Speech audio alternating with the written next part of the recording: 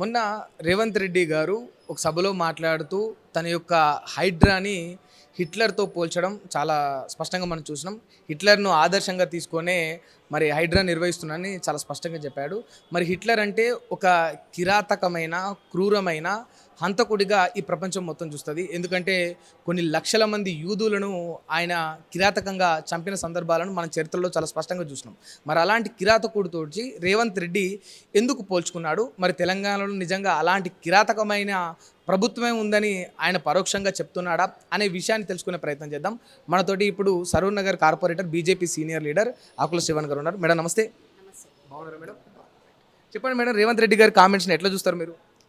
రేవంత్ రెడ్డి గారు అధికారం రాకముందు ఓట్ల కోసమని తిరిగి నేను ఇందిరమ్మ రాజ్యం తీసుకొని వస్తానని చెప్పాడు. అధికారం వచ్చిన తర్వాత ఓట్ల పని అయిపోయిన తర్వాత ఇప్పుడు హిట్లర్ పాలన, హిట్లర్ రాజకీయం చేస్తున్నాడు అని చెప్పి స్పష్టంగా అర్థమైపోతుంది. కాంగ్రెస్ ఇవాళ కొత్త కాదండి. అప్పుడు ఇందిరాగాంధీ ఉన్నప్పుడు ఎమర్జెన్సీ విధించి ఆమె హిట్లర్ పాలన చేసింది. ఇప్పుడు రేవంత్ రెడ్డి గారు కూడా హైదరా పేరు మీద పేద ప్రజల ఇల్లు కూలగొట్టి అదే హిట్లర్ పాలన చేస్తున్నారు. హిట్లర్ అంటే నాకు ఇష్టమని చెప్పి ఆయన ఓపెన్గా చెప్పాడంటే ప్రజలు కూడా అందరూ మేలుకోవాలి, ప్రజలందరూ కూడా అప్రమత్తంగా ఉండాలి. ఈ రోజు మన రాష్ట్రంలో జరుగుతుంది ప్రజాపాలన కాదు, హిట్లర్ పాలన. అది చెప్పింది ఎవరో కాదు, ముఖ్యమంత్రి రేవంత్ రెడ్డి గారే. కాబట్టి బీజేపీ తరఫున ప్రతి ఒక్కరూ కూడా భారతీయ జనతా పార్టీ కార్యకర్తలతో పాటు తెలంగాణ ప్రజలందరికీ కూడా క్షమాపణ చెప్పాల్సిన సమయం ఆసన్నమైంది. ఈ రోజు మనకి ప్రజాపాలన ప్రజాస్వామ్యబద్ధంగా మన తెలంగాణ రాష్ట్రంలో ఎంతోమంది యోధులు ఉన్నారు, ఎంతోమంది వివేకులు ఉన్నారు, ఎంతోమంది మేధావులు ఉన్నారు. అలాంటి మేధావులను నువ్వు స్ఫూర్తిగా తీసుకొని నేను రాజ్యం నడిపిస్తానని చెప్పకుండా ఎక్కడో పుట్టి పెరిగిన హిట్లర్ అట్లాంటి నరరూప రాక్షసుణ్ణి నేను అతని ఆదర్శంగా తీసుకొని నేను ఇక్కడ రాజ్యం నడుపుతున్నానంటే ఈరోజు తెలంగాణ బిడ్డగా తెలంగాణని అవమానపరిచారు. కాబట్టి రేవంత్ రెడ్డి గారు తక్షణమే మాకు క్షమాపణ చెప్పాలి. అంటే ఇప్పుడు మీరు అన్నారు ఇందిరాగాంధీ అప్పుడు ఎమర్జెన్సీ విధించింది. అంటే ఇప్పుడు ఇందిరాగాంధీని రేవంత్ రెడ్డి అంటే స్ఫూర్తిగా తీసుకుంటున్నాను అనుకోవచ్చా? అంతేనండి. కాంగ్రెస్ పాలన అంటే హిట్లర్ పాలననే. వాళ్ళకు కావాల్సింది అధికారమే. ఆ రోజు నాకు అధికారం కావాలి, నేను ఎవరినైనా చంపేస్తాను అని చెప్పి జర్మనీలో అంత నిరాకుశంగా అతనందరినీ హతమార్చి ఆ రోజు హిట్లర్ అనగానే ఒక నరరూప రాక్షసుడు అన్న సినోనిమ్గా అయిపోయింది. అట్లానే కాంగ్రెస్ ప్రభుత్వం కూడా అధికారం కుర్చీ కోసము ఆ రోజు జవహర్లాల్ నెహ్రూ దేశాన్ని విభజించారు. ఈమె కుర్చీ కాపాడుకోవడానికి ఈమె ఎమర్జెన్సీని విభజించి చేసింది. ఈ రోజు మళ్ళా కుర్చీ కాపాడుకోవాలని చెప్పి దేశాన్ని విభజిస్తున్నారు. ఇప్పుడు రేవంత్ రెడ్డి గారు చేసిన తప్పులని కప్పిపుచ్చుకోలేక, ఇచ్చిన హామీలను నెరవేర్చుకోలేక, ప్రజలను ఏమి చేయాలో ఎక్కడ మాయమాటలు చెప్పాలో అర్థం కాక దేశాన్ని విభజించాలని చూస్తున్నారు. వీళ్ళకి కేవలం విభజించు పాలించు, వీళ్ళ అధికారం కోసం, వీళ్ళు కూర్చునే కుర్చీ కోసం వీళ్ళు ఏమన్నా చేశారు. వీళ్ళది హిట్లర్ పాలననే.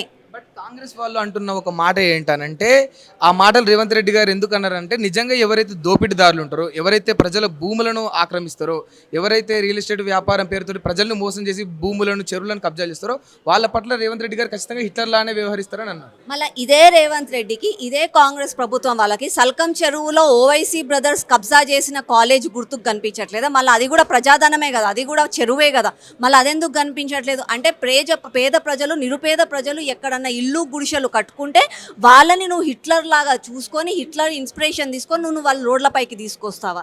ఎక్కడికి పోతుంది అసలు? నిజంగా ప్రజాస్వామ్యంలోనే ఉన్నామా మనము? ప్రపంచవ్యాప్తంగా కూడా ద బిగ్గెస్ట్ ప్రజాస్వామ్యం, డెమోక్రటికల్ స్టేట్ మన భారతదేశం.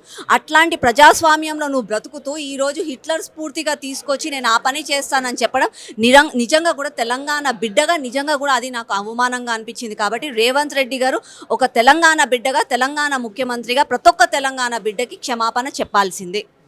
బట్ గతంలో చూసుకుంటే రేవంత్ రెడ్డి కూడా ఒకసారి అన్నాడు మేడం, రేవంత్ రెడ్డి కాకుండా కేసీఆర్ కూడా అన్నాడు, నేను కూడా హిట్లర్ లాగానే చేస్తా, అవసరమైతే హిట్లర్ లాగానే అనుకోండి, కొందరు విషయాల్లో నేను హిట్లర్నే అవుతా, కేసీఆర్ని కానని అన్నాడు.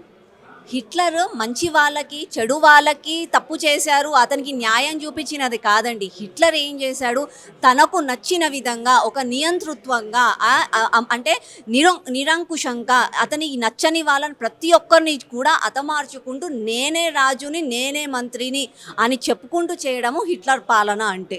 మళ్ళీ అదే హిట్లర్ పాలన ఆ రోజు కేసీఆర్ చేశాడు. నిజంగా కూడా ఎవరిని దగ్గరకు రానివ్వలేదు, ఎవరు చెప్పినా వినలేదు. ఏ పంట పండించాలో నేనే చెప్తాను, మీరు ఉండాలా పోవాలా బతకాలా మీరు చావాలా అది కూడా నేనే నిర్ణయిస్తాను, ఇంజనీర్ నేనే, డాక్టర్ని నేనే, రైతుని నేనే అని చెప్పి నిరంకుశంగా ఆ రోజు ఆయన వ్యవహరించారు. ఇప్పుడు రేవంత్ రెడ్డి కూడా అలాగే చేస్తున్నాడు.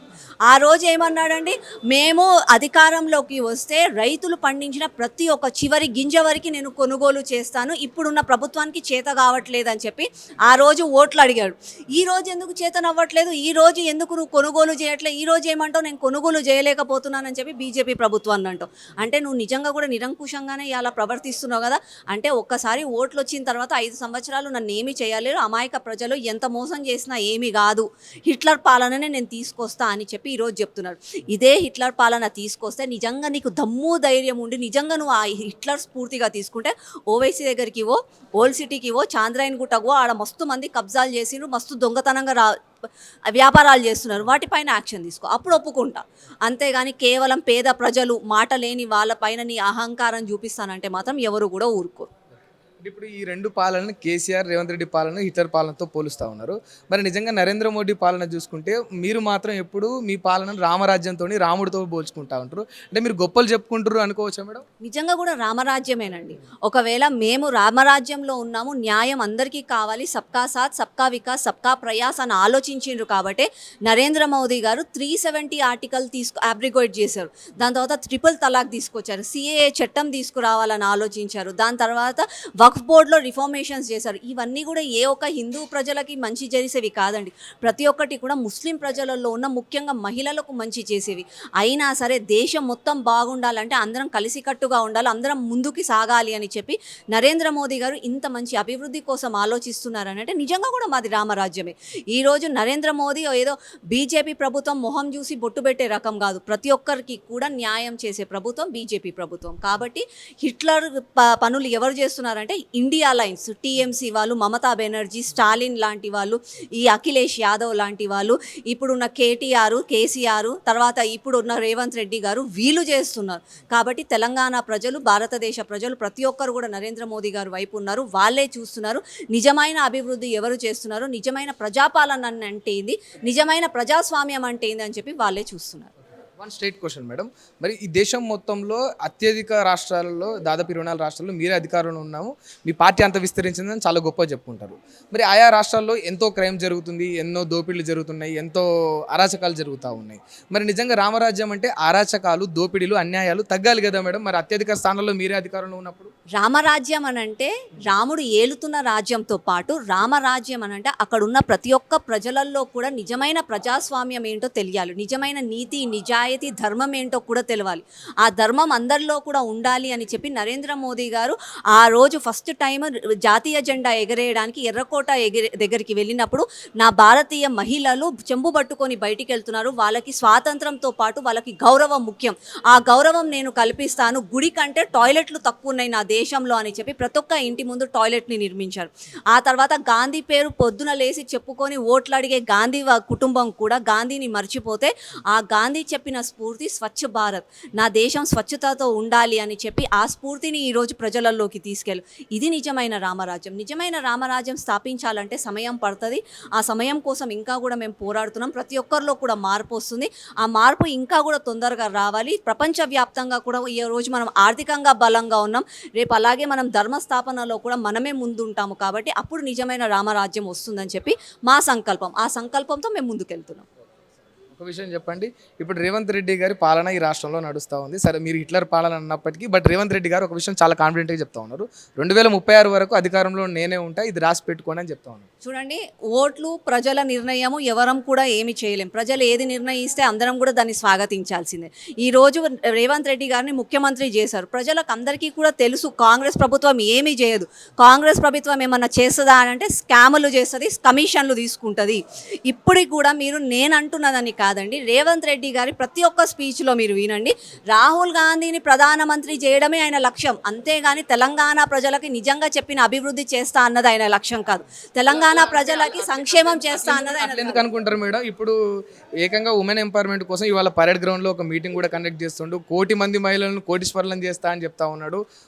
పేపర్ పైన రాయడం వేరు, ప్రజాక్షేత్రంలో నించొని మాట్లాడడం వేరు. ఆ రోజు నేను పెళ్లి చేసుకున్న పిల్లలకి తులం బంగారం ఇస్తానన్నాడు. ఇవాళ తులం బంగారం ఏడికి పోయింది? తులం బంగారం అప్పుడు వాళ్ళు హామీ ఇచ్చినప్పుడు 50,000 ఉండే, ఇవాళ 1,50,000 అయిపోయింది. ఇప్పుడు తులం బంగారం కూడా ఇవ్వట్లేదు. మహిళలకు నేను మహిళా శక్తి ప్రతి ఒక్కరికి 2,500 గోల్డ్ రేటు పెరిగింది కదా, అది ప్రపంచ యుద్ధాల వల్ల కామన్ కదా, దాని రేవంత్ రెడ్డి కారకుడు కాదు కదా. రేవంత్ రెడ్డి కారకుడు కానప్పుడు నువ్వు ఒక జాతీయ పార్టీకి నువ్వు ఒక అధ్యక్షత వహిస్తున్నప్పుడు నువ్వు ప్రతి ఒక్క ప్రజలకి పోయి నువ్వు ఓట్లు అడుగుతున్నప్పుడు ఆ కామన్ సెన్స్ నీకు ఉండాలి. చేత కానివి అంటే నువ్వు చెయ్యలేదు అని తెలిసినా కూడా నువ్వు తప్పుడు హామీలు ఎందుకు ఇచ్చినావు అంటే ప్రజలను మోసం చేస్తానని నీకు తెలుసు. అంటే ఫస్ట్ ఆఫ్ ఆల్ నేను అధికారంలోకి రాను, అధికారంలో వచ్చేది లేదు పెట్టేది లేదు, తులం బంగారం ఇయ్యాలన్న కాన్ఫిడెన్స్ అని ఉండాలి. ఒకవేళ అధికారం వచ్చినా సరే ప్రజలు అడిగినా సరే నేను ఇయ్యకున్నా ఏమీ కాదు అన్న మూర్ఖత్వంతోటైనా ఆయన హామీ ఇవ్వాలి. ఏ ఒక్కరికైనా అండి ఈ రోజు నీకు ఇంత జీతం వస్తుందంటే ఆ జీతంతో పాటు నువ్వు ఎంత ఖర్చు పెట్టుకోవాలని ఆలోచిస్తావు. అట్లాంటిది నీకు ఆర్థికంగా మన తెలంగాణ రాష్ట్రం బాగాలేదు అని చెప్పి నీకు తెలుసు, తెలంగాణ అప్పుల పాలైందని నీకు తెలుసు, తెలంగాణ దగ్గర పనిచేస్తున్న ఉద్యోగస్తులకు జీతాలు ఇవ్వట్లేదని కూడా నీకు తెలుసు. ఊరూరా తిరిగి నువ్వు 6 గ్యారెంటీలు ఎందుకు చెప్పినావు, 420 హామీలు ఎందుకు చేసినావు అంటే తెలంగాణ ప్రజలను నువ్వు మోసం చేసినట్టే కదా. అందుకే మేము అంటున్నాం నువ్వు హిట్లర్ పాలన చేస్తున్నావు. ఇప్పటికన్నా ప్రజలకు క్షమాపణ చేయి, ఇప్పటికైనా ప్రజలు నీకు ఇచ్చిన అధికారానికి మంచి న్యాయం చెయ్యి. ఒక విషయం మేడం, అంటే ఇప్పుడు అధికారంలోకి వస్తానని అనుకోకుండానే ఇలాంటి హామీలు ఇచ్చారని అంటున్నారు కదా, మీరు అధికారంలోకి వస్తా అని అనుకుంటున్నారా వచ్చేసారి ఎన్నికల్లో? డెఫినెట్గా అనుకుంటున్నాం. ఏ లెక్క ప్రకారం? ఈసారి మేము అనుకునే దానికంటే ప్రతి ఒక్క తెలంగాణ బిడ్డకి ఈసారి ఆశ ఉంది. ఈసారి బీజేపీని మేము గెలిపించుకోవాలి. మేము ఏరు కోరి తెలంగాణ కోసం పోరాడి తెలంగాణని తెచ్చుకొని కేసీఆర్ని ముఖ్యమంత్రి చేసే 10 సంవత్సరాలు నీళ్లు నిధులు నియామకాలు మొత్తం వాళ్ళ కుటుంబానికే తీసుకుపోయాడు, మొత్తం వాళ్ళ పార్టీకే తీసుకుపోయాడు, కానీ ప్రజలకి మోసం చేశాడు. బంగారు తెలంగాణ అన్నాడు, చేతిలో చిప్పబెట్టాడు. ఇప్పుడు తర్వాత మళ్ళీ రేవంత్ రెడ్డిని గెలిపిస్తే రేవంత్ రెడ్డి ఏమన్నాడు, 6 గ్యారంటీలు అన్నాడు, 420 హామీలు అన్నాడు, కానీ ఆయన చేసేది ఒకటే, రాహుల్ గాంధీని ప్రధానమంత్రి చేయాలని చెప్పి మూటలు తీసుకొని ఢిల్లీకి పోతున్నాడు, కానీ ఇక్కడున్న ప్రజలకు ఏమీ చేయట్లే. కాబట్టి తెలంగాణ ప్రజలకు నిజంగా వాళ్ళు చేసిన పోరాటానికి న్యాయం జరగాలి అని అంటే డబుల్ ఇంజన్ సర్కార్ రావాలి. తెలంగాణ రాష్ట్రంలో కూడా బీజేపీ గెలవాలి. నరేంద్ర మోదీ గారు కేంద్రంలో, తెలంగాణలో కూడా బీజేపీ ప్రభుత్వం ఉంటే అప్పుడే ప్రజలకు న్యాయం జరుగుతుందని చెప్పి ఈరోజు ప్రజలు నిశ్చయించుకున్నారు. మా కార్యకర్తల కంటే ముందు తెలంగాణ ప్రజలలో బీజేపీకి ఓటేయాలన్న స్ఫూర్తి ఉంది, ఒక సంకల్పం ఉంది. కాబట్టి డెఫినెట్గా కూడా రేపు అదే కాబోతుంది. ఏంటంటే డబుల్ ఇంజన్ సర్కార్ నినాదం మీరు ఎప్పుడు ఎత్తుకుంటారు, బీజేపీ వాళ్ళందరూ ఎత్తుకుంటారు. మరి దేశం మొత్తంలో 24 రాష్ట్రాలలో కూడా డబుల్ ఇంజన్ సర్కారే ఉంది కదా, మరి అట్లా అంటే మీరు చెప్తున్న మాట ప్రకారం ఈ దేశం చైనాను కూడా దాటాలి కదా డెవలప్మెంట్లో. దాటిందండి. నేను ఒకటి చెప్తున్నాను, ఫస్ట్ ఆఫ్ ఆల్ కరోనా లాంటి మహమ్మారిని ప్రపంచవ్యాప్తంగా పెద్ద పెద్ద దేశాలు చైనా అమెరికా లాంటి వాళ్ళు తట్టుకోలేక సంక్షోభంలో పడితే మన దేశం మాత్రం ఆర్థికంగా బలంగా నించున్నాం. అట్లాంటి మహమ్మారిని మనం ధైర్యంగా ఎదుర్కొన్నాం, ఆర్థికంగా కూడా నిలబడ్డాం. ఆ తర్వాత బంగ్లాదేశ్ నుంచి, పాకిస్తాన్ నుంచి, చైనా నుంచి, చుట్టుపక్కల బార్డర్ల నుంచి మనకు ఒక యుద్ధ సమయంలో జనరల్గా యుద్ధం ఏమన్నా అయితే సంక్షోభం ఏర్పడుతుంది. అట్లాంటి సమయాన్ని యుద్ధాన్ని ఎదుర్కొని ప్రపంచానికి సమాధానం చెప్పి ఇప్పటికీ కూడా మనం ఆర్థికంగా బలంగా ఉన్నాం. ప్రపంచ దేశం, గొప్ప దేశం అని చెప్పుకునే అమెరికాలో కూడా లే ఆఫ్స్ ఇచ్చేసి ఉద్యోగస్తులను తీసేస్తున్నారు. అయినా కూడా ఈరోజు భారతదేశం అట్లాంటి పని చేయలేదు, ఇంకా కూడా మనం బలంగా ఉన్నామనంటే అది నరేంద్ర మోదీ గారి నాయకత్వం వల్లనే, నరేంద్ర మోదీ గారి దూరదృష్టి వల్లనే. 5 సంవత్సరాలు నాకు అధికారం ఇచ్చారు, ఉన్నదంతా మూట చదురుకొని వెళ్ళిపోతా కాదు, నాకు 5 సంవత్సరాలు నాకు ఒక రెస్పాన్సిబిలిటీ ఇచ్చారు, నాకు ఒక బాధ్యత ఇచ్చారు. రేపు నేను సమాధానం పిల్లలకి చెప్పాలి, నా భవిష్యత్తు నేను నిర్మించాలి అన్న ఒక దూరదృష్టితో ఆలోచిస్తున్నారు. కాబట్టి ఈరోజు మనం ఇంత బలంగా ఉన్నాం, ఇంత హ్యాపీగా ఉన్నాం. ప్రపంచవ్యాప్తంగా తిండి లేక వాళ్ళు బాధపడుతుంటే ఇవాళ కూడా మనం రాజకీయాల కోసం అని చెప్పి, క్రికెట్ కోసం అని చెప్పి, ఫుట్బాల్ కోసం అని చెప్పి ఇంత ఆలోచిస్తూ ఇంత ఉంది అని అంటే ఆ గొప్పతనం నరేంద్ర మోదీ గారిదే. లాస్ట్ క్వశ్చన్ ఒకటి చెప్పండి, వచ్చేసారి ఖచ్చితంగా అధికారంలోకి వస్తాను ధీమా వ్యక్తం చేస్తున్నారు కదా, మరి అసెంబ్లీలో మిమ్మల్ని ఎక్స్పెక్ట్ చేయొచ్చా? ఆ టికెట్ మీకు దొక్కే పరిస్థితి ఉందా? అది నిర్ణయించాల్సింది పార్టీ పెద్దలు, పార్టీ అధిష్టానం. అధిష్టానం బాధ్యతని అప్పగిస్తే, ప్రజలు ఆశీర్వదిస్తే హోప్ఫుల్లీ ఉంటాం. Thank you madam, thank you so much. Right, చూశారు కదా, ఇది మేడం చెప్తున్న అంశం. ఏమంటున్నారంటే ఖచ్చితంగా రేవంత్ రెడ్డిది హిట్లర్ పాలననే. ఆయన ఏదైతే ఇందిరాగాంధీ గతంలో పాలించినప్పుడు ఎమర్జెన్సీ విధించి ప్రజల్ని ఎలా అయితే ఇబ్బంది పెట్టారో అలాంటి ఇందిరాగాంధీని ఇన్స్పిరేషన్గా తీసుకొని రేవంత్ రెడ్డి ఈ హైడ్రా పేరుతోటి పేదల ఇల్లును మాత్రమే కూలుస్తూ హిట్లర్ లాగా ఒక పైశాచిక ఆనందం పొందుతున్నారనే విషయాన్ని అయితే చెప్తా ఉన్నారు. మరి దీనిపైన రేవంత్ రెడ్డి మరి మున్ముందు ఎలాంటి విధంగా స్పందిస్తాడు, మరి దీనికి ఏమైనా ఎక్స్ప్లెనేషన్ ఇచ్చుకుంటాడా అనే దానికోసం వేచి చూడాలి. Right, thank you.